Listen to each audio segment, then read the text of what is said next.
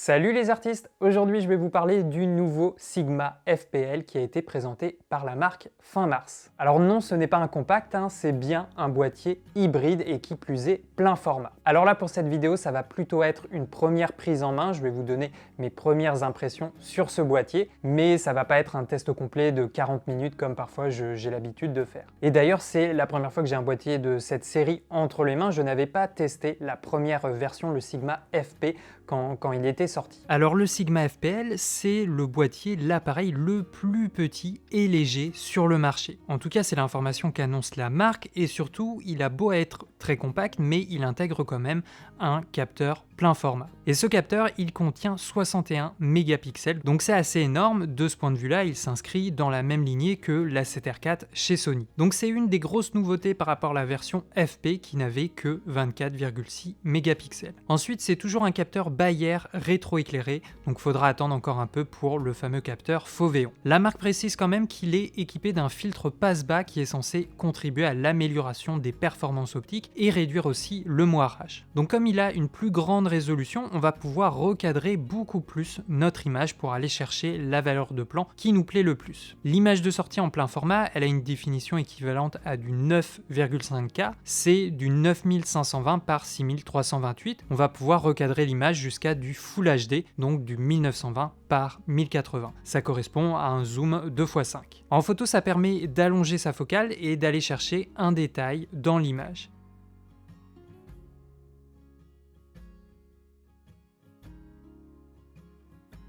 Et même chose en vidéo, on peut régler le recadrage directement dans les menus du boîtier. Si on est en Ultra HD, le zoom max c'est du 2,5 fois. Et en Full HD, on peut aller jusqu'à un zoom 5 fois. Et c'est pas un zoom numérique, mais c'est bien un recadrage.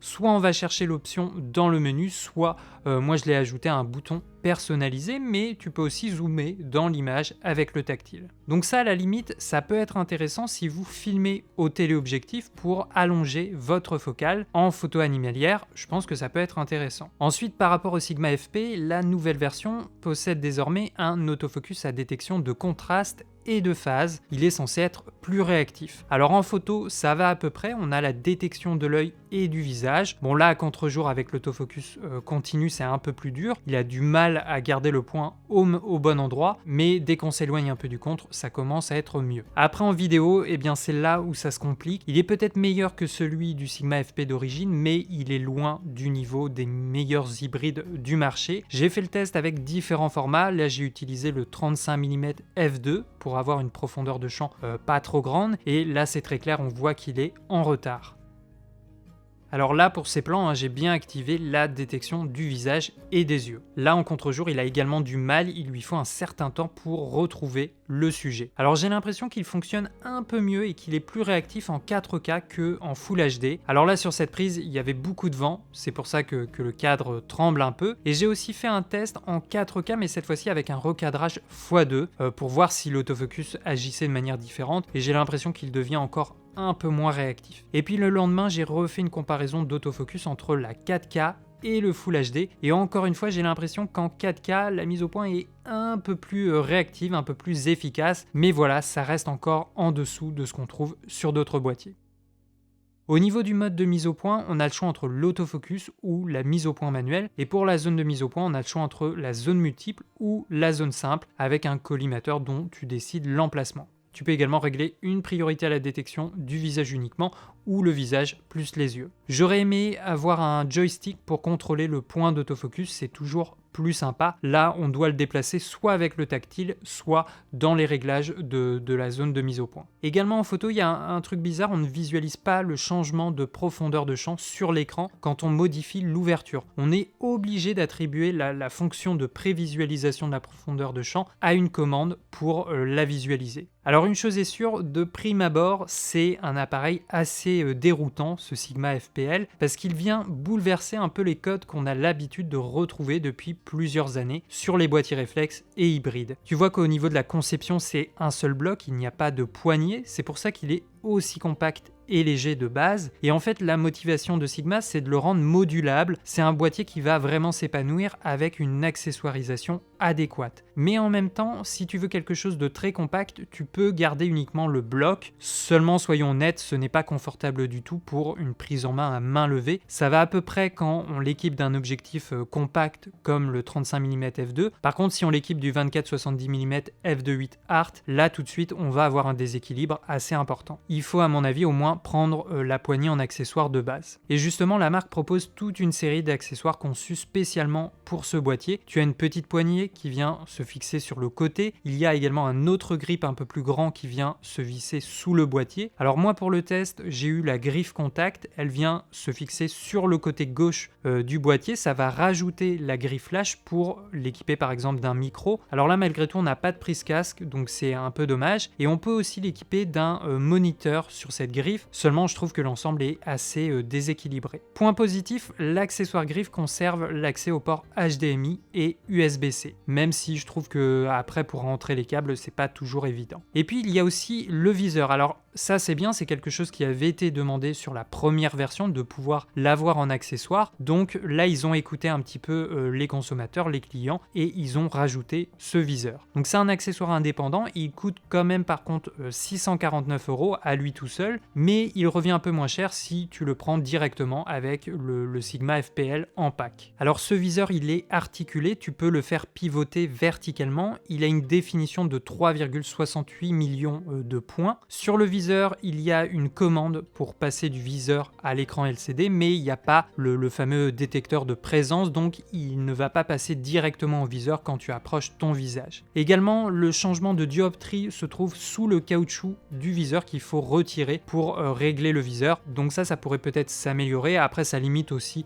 le risque de modifier la dioptrie du viseur. Alors cet accessoire, par contre, il bloque le port HDMI, mais il a un des ports pour l'USB-C. Par contre, le port USB-C, on peut l'utiliser que pour le fonctionnement du SSD, mais on va plus pouvoir en fait charger le boîtier via l'USB-C, donc ça c'est quand même assez dommage. Par contre, cette fois-ci, l'accessoire du viseur rajoute aussi une prise casque. Seulement, il faut trouver un emplacement pour brancher son micro. Donc là, on part d'un bloc très réduit, puis il va commencer à prendre du sens quand on l'accessoirise. Après, le truc, quand il y a le viseur, on ne peut plus utiliser l'accessoire avec la griffe flash, donc on ne pourra pas brancher de micro. Il faudra trouver une autre configuration, peut-être avec une cage ou un bras magique pour installer un micro. Alors la batterie du FPL, elle est d'une autonomie relativement moyenne. En continu, moi sur mon test avec une charge pleine, il a duré environ 65 minutes. Et en photo, la marque annonce une autonomie d'environ 240 images, ce qui est relativement quand même assez peu. Après, il peut être chargé et utilisé pendant la charge en USB-C, donc ça c'est plutôt intéressant, tu peux l'alimenter éventuellement avec une batterie externe. Ensuite, l'emplacement pour la carte se trouve au niveau du local à batterie, donc ça c'est jamais une situation idéale pour l'emplacement d'une carte, et en plus de ça, l'ouverture se trouve trop proche du point d'attache pour le trépied, donc quand il est vissé à un plateau rapide, ça vient bloquer l'accès à la batterie et à la carte, donc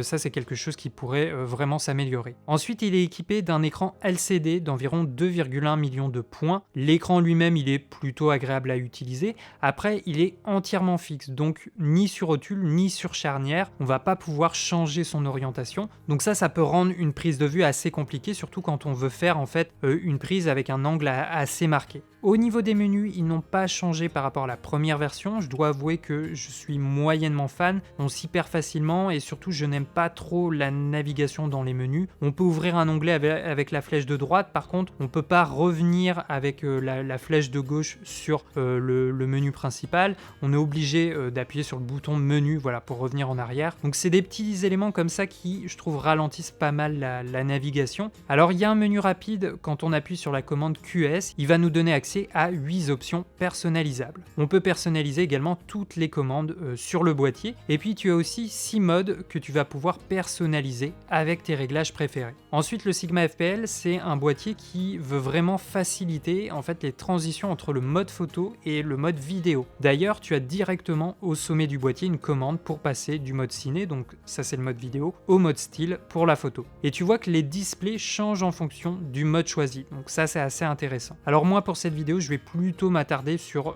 ceux du mode vidéo. Il faut le dire, Sigma a vraiment la volonté de développer un boîtier qui est au plus proche de l'expérience d'une caméra cinéma. Ça se remarque déjà avec les displays, on a le timecode, le statut d'enregistrement, le numéro de clip, l'autonomie restante. En dessous, on a la cadence, le shutter, l'ouverture, la sensibilité ISO et la balance des blancs. Alors, il m'affiche le shutter, mais si on préfère, on peut aussi lui demander à la caméra de nous afficher l'angle de l'obturation. Donc ça, généralement, c'est un réglage qui est réservé aux caméras cinéma. Ensuite, si j'appuie sur la commande display, il me rajoute de nouvelles informations à l'écran et on a donc le format, le codec d'enregistrement, le mode d'autofocus, les niveaux audio et surtout, tu le vois, c'est assez rare sur ce genre de caméra, on a une waveform. Alors dans les menus, tu as le choix entre deux types d'affichage et puis tu peux aussi préférer peut-être l'utilisation d'un histogramme. On a également les zébras, donc tu as le choix entre l'affichage des hautes lumières ou l'affichage du niveau d'exposition. Ce dernier peut être pratique pour exposer un visage. On a aussi du focus picking, tu as le choix entre plusieurs couleurs, blanc, noir, rouge, jaune, vert, cyan, bleu ou magenta. Par contre, tu peux pas régler le niveau d'intensification. Ensuite, quand tu es en mise au point manuel et qu'on tourne la bague, on a une échelle de mise au point qui apparaît à l'écran. Dans les menus, tu peux régler le sens de l'échelle, donc la macro à gauche ou à droite, et pareil pour l'infini. Et on a encore une autre option où on peut afficher la distance de mise au point. Tu as le choix de l'unité, soit en mètres, soit en pieds. Donc ça, il faut le souligner, c'est quand même assez rare de l'avoir sur un boîtier grand public.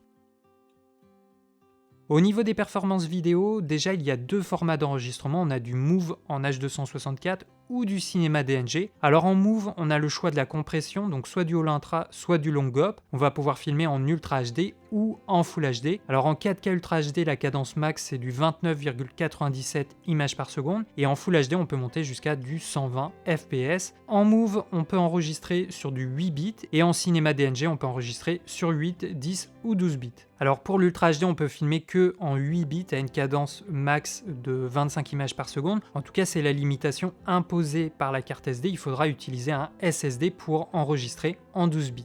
Par contre, en cinéma DNG, en Full HD, on peut filmer en 12 bits directement sur la carte avec une cadence max de 60 fps. Il faudra par contre un SSD pour filmer à 120 images par seconde. Donc déjà, personnellement, je trouve que c'est un peu compliqué. Il y a vraiment beaucoup de limitations d'enregistrement en interne sur la carte SD. Maintenant, si tu enregistres via HDMI, on peut filmer en 4K DCI à 24 images par seconde. Et on va pouvoir enregistrer aussi en ProRes RAW ou en bi-RAW. Alors comme je vous disais pour cette vidéo, c'est plutôt une première prise en main. Je n'ai pas trop testé le cinéma DNG parce que déjà avec Premiere Pro, en tout cas avec la version que j'utilise, c'est un peu compliqué pour l'instant. Je peux pas trop traiter ce genre de fichier, ça va plutôt marcher avec DaVinci. Par contre, j'ai fait quelques tests en 4K DCI ProRes RAW via l'Atomos Ninja et voilà, ça marche plutôt bien. On a une bonne plage dynamique et de ce côté-là, voilà, on n'a pas trop de soucis, on a une belle image.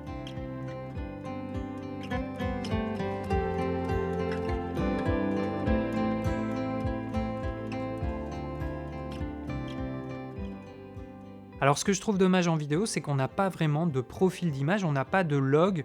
C'est un profil qui me semblait assez important d'avoir dans une caméra. Et d'ailleurs, tout le monde n'a pas forcément envie et les moyens de travailler sur un fichier RAW. Parce que oui, évidemment, c'est très lourd et ça remplit les cartes très rapidement. Alors on a vu en début de review que le boîtier peut être alimenté directement via l'USB-C, donc on peut l'utiliser pour des enregistrements longs ou encore comme webcam. Donc le PC détecte automatiquement le boîtier, on peut l'utiliser par exemple sur Skype, sur Zoom ou pour des lives sur YouTube, sur Twitch. Ça permet d'avoir une qualité d'image bien meilleure qu'avec une webcam intégrée. Alors tout comme le Sigma FP, on peut l'utiliser en tant que viseur pour réalisateur, mais bon ça c'est très spécifique, il faut d'ailleurs l'accessoirisation qui va avec et ça s'adresse pas du tout au grand public. Tu peux activer également un guide d'image, donc on a par exemple le 2.39, tu peux personnaliser le style, peut-être que tu veux juste une délimitation au coin de l'image, tu peux aussi choisir l'épaisseur de la ligne, la couleur et le dégradé. Autre élément, je crois plutôt inédit sur ce boîtier, tu as la possibilité d'enregistrer tous les réglages de ton boîtier sous la forme d'un QR code, et donc tu enregistres ce QR code et ensuite tu peux charger directement les paramètres d'un boîtier à un autre boîtier via cette fonction,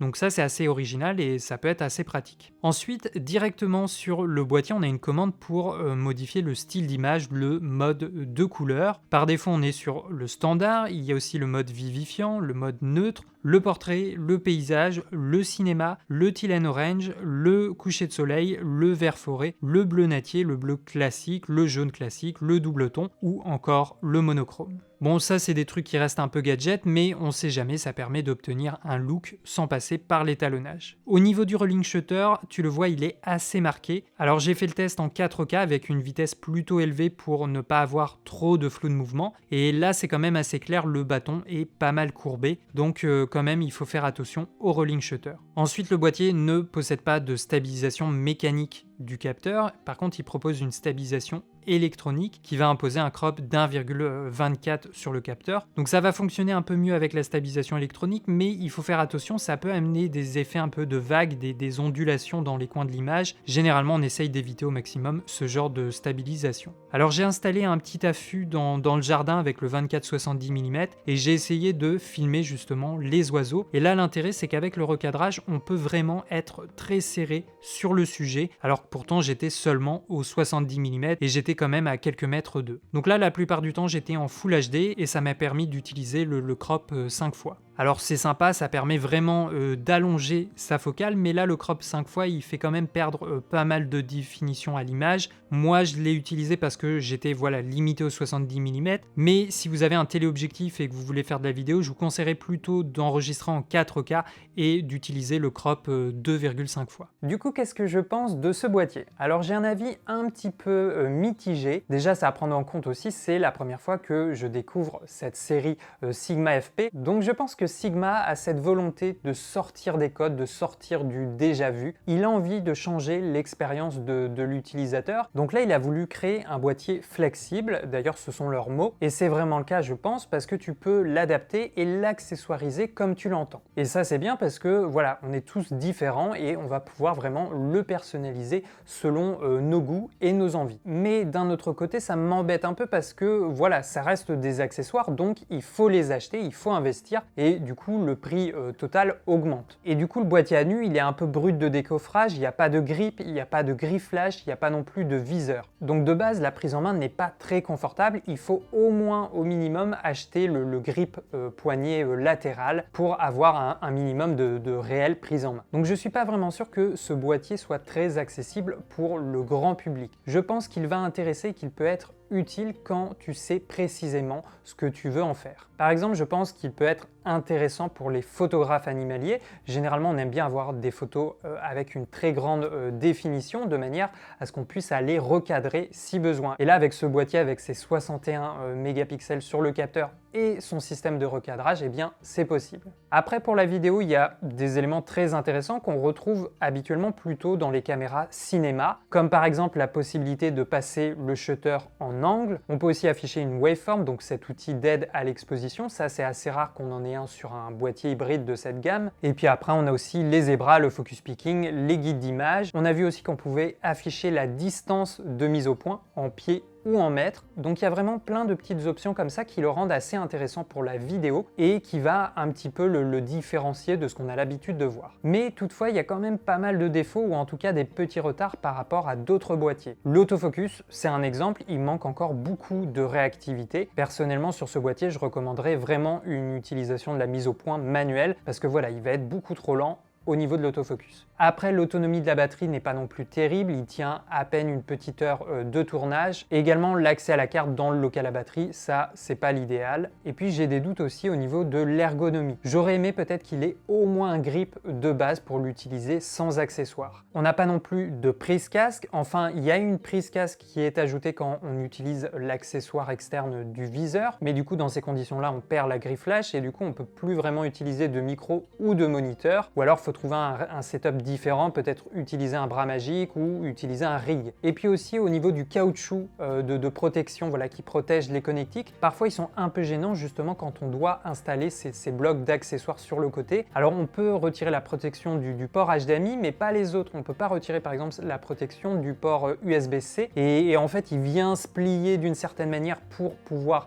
mettre le bloc accessoire. Mais voilà, je pense pas que ça soit l'idéal, je trouve que ça manque un peu d'ergonomie à ce niveau-là. Et puis dernier élément, je trouve que c'est dommage qu'il n'y ait pas de log, de profil intermédiaire. En fait là, soit on va filmer avec le profil standard en 8 bits, soit on va filmer en cinéma DNG sur 12 bits, soit en RAW via l'HDMI sur un enregistreur externe, mais on n'a pas vraiment de profil intermédiaire, je trouve. Donc c'est ça qui manque un peu et je pense qu'il pourrait beaucoup plus intéresser le grand public si on avait un profil comme ça. Et puis aussi le cinéma DNG, c'est pas forcément accessible à tout le monde, donc ça serait bien voilà, d'avoir ce profil d'image peut-être en log sur 10 bits en interne, ça serait pas mal. Alors au niveau du prix, il est proposé aux alentours de 2299 €. Donc c'est quand même pas mal pour cette gamme de prix. Il ne faut pas oublier qu'il a un capteur plein format de 61 mégapixels. Il peut également filmer en RAW ou encore en cinéma DNG sur 12 bits. Donc voilà, dans cette gamme de prix, il n'y a pas beaucoup de boîtiers qui peuvent faire la même chose. Alors avec 61 mégapixels sur le capteur, on a l'A7R4. Voilà, on peut penser à ce boîtier,